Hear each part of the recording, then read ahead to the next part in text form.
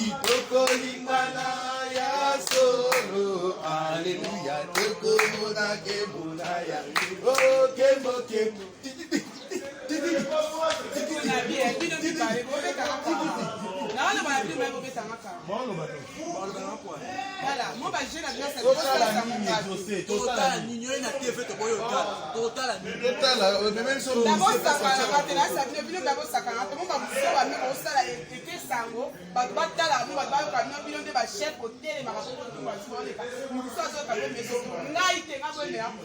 limbisa limbisa Maria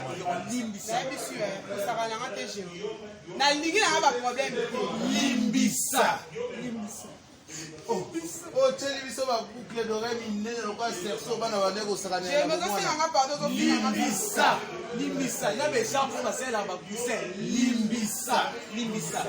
na mona ba fille ya suki kala ezaya ba bona ne 2007 limbisa Jérémy ko sakana ngate na webisa bozo se nga pardon bozo critiquer ngai bozo critiquer ngai bino ba ndeko na basi limbisa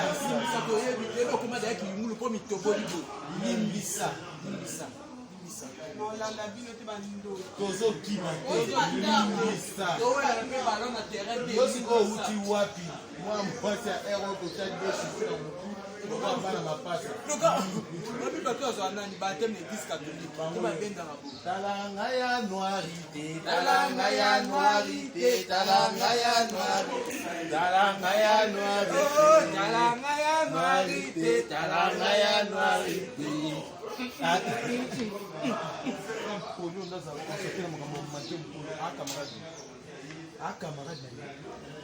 boni boyoza na respect oyaki ndoki oyoyela masija dissertation na boyo wasala oboya na dissertation eza lukelonga ya nzambe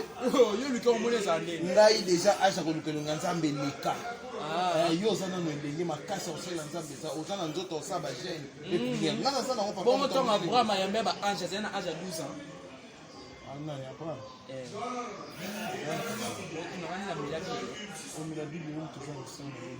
Yusufu prophète de Dieu dans le plan. Yaka.